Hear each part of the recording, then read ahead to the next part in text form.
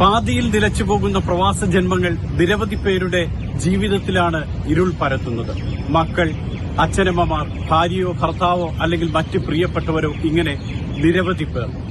പ്രവാസ ജന്മങ്ങൾ പാതിയിൽ പൊലിഞ്ഞു പോകാതിരിക്കാൻ ഇവിടെയുള്ള പ്രവാസി സംഘടനകൾ തന്നെയാണ് മുൻകൈയെടുക്കേണ്ടത്. ഷാർജ ഇന്ത്യൻ അസോസിയേഷൻ ഇത്തരത്തിലുള്ള ഒരു സംരംഭത്തിനാണ് തുടക്കം കുറിക്കുന്നത്. കേരളത്തിലുള്ളതിനേക്കാൾ മലയാളി കൂട്ടായ്മകളുള്ള നാടാണ് ഗൾഫ്. ഓരോ നിയമസഭാ മണ്ഡലത്തിലും പഞ്ചായത്തിലും ഗ്രാമങ്ങൾക്ക് പോലും പ്രവാസി കൂട്ടായ്മകളുള്ള നാട്. രാഷ്ട്രീയ പാർട്ടികൾക്കും ഗ്രൂപ്പുകൾക്ക് പോലും കൂട്ടായ്മകളുണ്ട്. ഓണവും ക്രിസ്മസും ഈദുമെല്ലാം ഇത്രയേറെ ആഘോഷിക്കുന്ന മറ്റൊരു സ്ഥലമുണ്ടാകില്ല. പക്ഷേ പ്രവാസികളുടെ യഥാർത്ഥ നൊമ്പരങ്ങൾ അറിയാൻ പലപ്പോഴും ഈ കൂട്ടായ്മകൾക്ക് കഴിയാറില്ല. ചിലപ്പോൾ ഇത്തരം സംഘടനകളിലെത്താൻ പ്രവാസികളും കൂട്ടാക്കാറില്ല. ഇതിന്റെയെല്ലാം തെളിവാണ് അതുല്യയും വിഭജികയുമെല്ലാം. ദുരന്തങ്ങളുടെ ദുഃഖവാർത്തകൾ ഇനി ഉണ്ടാകാതിരിക്കാനുള്ള തയ്യാറെടുപ്പിലാണ് ഷാർജ ഇന്ത്യൻ അസോസിയേഷൻ.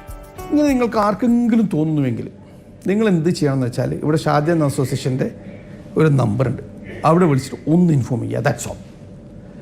ജസ്റ്റ് ഒന്ന് ഇൻഫോം ചെയ്താൽ മതി. കാരണം നമ്മൾക്ക് ഓരോ ബെഡ്റൂമിൽ പോയിട്ട് അല്ലെങ്കിൽ ഒരു ബിൽഡിങ്ങിൽ പോയിട്ട് ഓരോ റൂമിൽ പോയിട്ട് നമുക്ക് അന്വേഷിക്കാൻ പറ്റില്ല. വളരെ ഏബിളായ ഡോക്ടേഴ്സ് ഉണ്ട്, പ്രൊഫഷണൽ തെറാപ്പിസ്റ്റ് ഉണ്ട്, കൗൺസിലേഴ്സ് ഉണ്ട്. അവർക്ക് ഉൾപ്പെട്ടുകൊണ്ടുള്ള ഒരു ടീം വർക്കാണ് നമ്മൾ ഉദ്ദേശിക്കുന്നത്. അപ്പോൾ ഇത് ഒരു ഹൈലി കോൺഫിഡൻഷ്യൽ മാറ്ററാണ്. ആൾക്കാർക്ക് വിളിച്ചിട്ട് ഒന്ന് രജിസ്റ്റർ ചെയ്യാം. ഇവിടെ എനിക്കൊരു പ്രശ്നമുണ്ട്, എനിക്കൊന്ന് കാണണം. അപ്പോൾ അത് നമ്മുടെ അഡ്മിൻ ത്രൂ അത് റൂട്ട് ചെയ്യും. ക്രൈം ആണെങ്കിൽ എന്തെങ്കിലും ചാൻസസ് ഓഫ് ക്രൈം നമ്മൾക്ക് ഹാൻഡിൽ ചെയ്യാൻ പറ്റില്ല. അത് നമ്മൾ ഷാർജ അൽഗർ പോലീസ് സ്റ്റേഷൻ, അടുത്തുള്ള പോലീസ് സ്റ്റേഷൻ നമ്മളങ്ങോട്ട് ഡയറക്റ്റ് ചെയ്യും.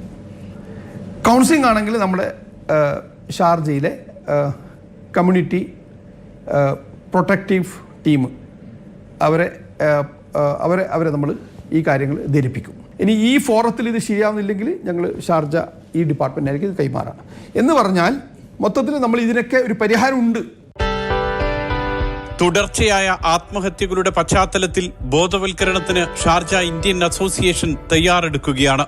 ഷാർജ പോലീസുമായി ചേർന്ന് ശനിയാഴ്ചകളിൽ പ്രത്യേക പരിപാടിയൊരുക്കും. ബോധവൽക്കരണം, കൗൺസിലിംഗ്, വിവിധ വിഷയങ്ങളിലുള്ള മാർഗനിർദ്ദേശങ്ങൾ, മറ്റു സഹായങ്ങൾ എന്നിവയെല്ലാം ഇന്ത്യൻ അസോസിയേഷൻ ഉറപ്പാക്കും.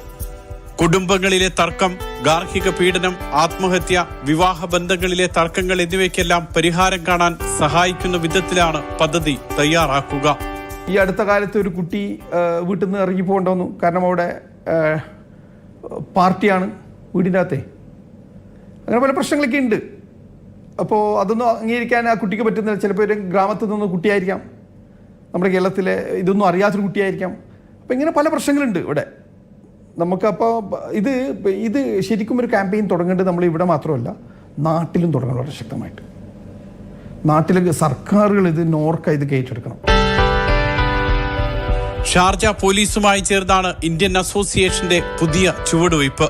ഷാർജ പോലീസിലെ major Naseer bin Ahmed, captain Ghanima Eisa, inspector Awad Mohammed എന്നിവർ അസോസിയേഷനിലെത്തിയപ്പോൾ പൂർണ്ണ പിന്തുണയറിയിച്ചത് ഇങ്ങനെയൊരു സന്ദേശം ഇപ്പോൾ അനിവാര്യമാണെന്ന് അറിഞ്ഞുകൊണ്ട് തന്നെയാണ്. ഇങ്ങനെ പ്രവാസികളോട് ചേർന്ന് നിൽക്കാൻ കഴിയുമ്പോഴാണ് സംഘടനകളും അസോസിയേഷനുകളും ആശ്വാസമാകുന്നതും ചുമതല നിറവേറ്റുന്നതും. പ്രതിസന്ധി അനുഭവിക്കുന്നവർ നേരിട്ട് സംഘടനകളെ സമീപിക്കുന്നത് അപൂർവമായിരിക്കും. ഇവരുടെ പ്രതിസന്ധികൾ അറിഞ്ഞ് സുഹൃത്തുക്കളും ബന്ധുക്കളുമാണ് പ്രവാസി സംഘടനകളെ അറിയിക്കേണ്ടത്.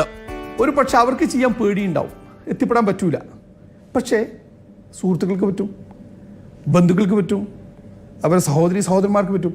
അത് ഹൈഡ് ചെയ്യുന്നത് ഒരു കേസിൽ 11 വർഷം ആ കുട്ടി അനുഭവിച്ചു എന്നൊക്കെ പറയുമ്പോൾ, ഈ 11 വർഷം നമ്മളൊക്കെ എന്ത് ചെയ്യായിരുന്നു? നമ്മളൊക്കെ ഉണ്ടല്ലോ, എല്ലാവരും നമ്മളൊക്കെ ഈ സൊസൈറ്റി ഇതിന് മറുപടി പറയണം.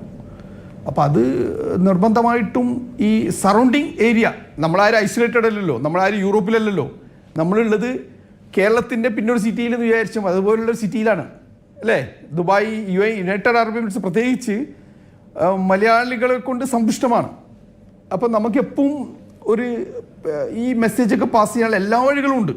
വിവിധ സംഘടനകൾ, എത്ര സംഘടനകളുണ്ട്, ഇഷ്ടംപോലെ ഓരോ ജില്ലക്ക് സംഘടനകളില്ലേ. അതുകൂടാതെ ഈ ജില്ലയിൽ സംഘടനാ പ്രവർത്തനം നടക്കുമ്പോൾ ആ ജില്ലയിൽ നടക്കുന്ന കാര്യങ്ങളൊക്കെ അറിയണ്ടേ, അവർക്ക് അറിയുന്നില്ലെങ്കിൽ ബന്ധുക്കൾക്ക് അറിയണ്ടേ. അപ്പോൾ ഞങ്ങൾക്ക് പറയാനുള്ളത്, ഇതിൻ്റെ ഫസ്റ്റ് ഇൻഫർമേഷൻ എന്ന് പറയുന്നത് കിട്ടുന്നത് അടുത്ത ബന്ധുക്കൾക്ക്, ഫ്രണ്ട്സിനുമാണ്. അവർ റൈറ്റ് ടൈമിൽ ഇത് ഹാൻഡിൽ ചെയ്യണം. നാട്ടിൽ നിന്നും കടം വാങ്ങിയാകും പലരും വിമാനം കയറിയിട്ടുണ്ടാകുക. തിരിച്ചു പോകാൻ കഴിയാത്ത വിധത്തിൽ രൂക്ഷമാകും സാമ്പത്തിക പ്രതിസന്ധി. 2012കളിൽ ഇത്തരത്തിലുള്ള നിരവധി ആത്മഹത്യകൾ UAEയിലും മറ്റ് ഗൾഫ് രാജ്യങ്ങളിലും ഉണ്ടായിരുന്നു. പക്ഷേ ഇന്ന് ആ അവസ്ഥയ്ക്ക് മാറ്റം വന്നു. കുടുംബത്തോടൊപ്പമാണ് പ്രവാസികളിൽ പലരും ഇപ്പോൾ ഗൾഫിൽ താമസിക്കുന്നത്. ഇതിനാലാകും ഗാർഹിക പീഡനങ്ങളാണ് പുതിയ പ്രതിസന്ധി. മദ്യവും മയക്കുമരുന്നും ഗൾഫിലും വേരുറപ്പിക്കുന്നുണ്ട്.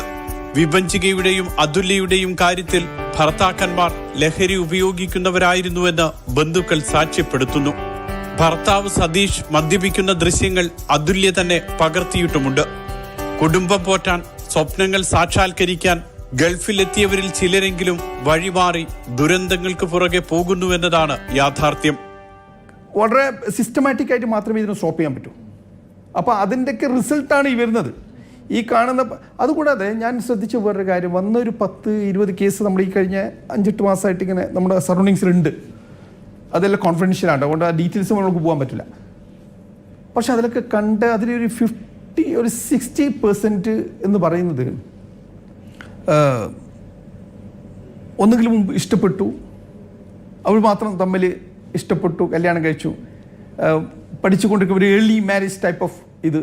അത് ഏത് ജാതി മതമില്ലോട്ടെ ഇതെല്ലാവരും ഉണ്ട് കേട്ടോ, ഇതെല്ലാവരും ഉണ്ട് ഇതിൽ. അപ്പോൾ നമ്മൾ ശ്രദ്ധിക്കേണ്ട കുറച്ച് കാര്യം എന്ന് വെച്ചാൽ, കുട്ടികളുടെ ഈ പരിപൂർണമായ മെച്യൂരിറ്റി ലെവലിലാണോ ഇവർ കല്യാണം കഴിക്കുന്നത്, അല്ലെങ്കിൽ വെറും ഇമോഷണൽ ഫീലിങ്സിൽ മാത്രമാണോ കല്യാണം കഴിക്കുന്നത് തരത്തിലേക്കൊക്കെ നമ്മൾ നാട്ടിൽ നിന്നൊരു സർവേയും നാട്ടിൽ നിന്നുള്ളൊരു അവയർനെസ് കമ്പനിയൊക്കെ ഉണ്ടാക്കണം. അതാണ് ഇക്കാര്യത്തിൽ ഞങ്ങൾക്ക് പറയാനുള്ളത്. ഒരിക്കലും ഇനി ഉണ്ടാവട്ടെ എന്നാണ് പ്രാർത്ഥന. ഞങ്ങളുടെ സംഭവങ്ങൾ ഇനി ഇല്ലാവട്ടെ, അത് ഇല്ലാതിരിക്കാനുള്ള ശ്രമമാണ് ഞങ്ങൾ നടത്തുന്നത്. ഷാർജ ഇന്ത്യൻ അസോസിയേഷന്റെ ഇടപെടൽ ഒരു മാതൃകയാണ്. അബുദാബിയിലും ദുബായിലും പ്രവാസി സംഘടനകളുടെ നേതൃത്വത്തിൽ ഇത്തരം മുന്നേറ്റങ്ങൾ ഉണ്ടാകണം. ഒമാനിലും സൗദി അറേബ്യയിലും കൂട്ടായ്മകൾ ജാഗ്രത പുലർത്തണം. ഗൾഫ് ഇനിയും നമ്മുടെ സ്വപ്നഭൂമി തന്നെയാകണം. സ്വപ്നങ്ങൾ എരിഞ്ഞടങ്ങി ജീവനുകൾ പൊലിഞ്ഞു വീഴാനുള്ള ഇടമായി മാറരുത്. ജീവിക്കാനും പ്രിയപ്പെട്ടവരെ ചേർത്ത് നിർത്താനുമാണ് ഇവിടെ എത്തിയതെന്ന തിരിച്ചറിവ് ഓരോ പ്രവാസിക്കും ഉണ്ടാകണം. അപ്പോൾ മാത്രമാണ് ഇത്തരം ദുരന്തങ്ങൾ ആവർത്തിക്കാതിരിക്കുക.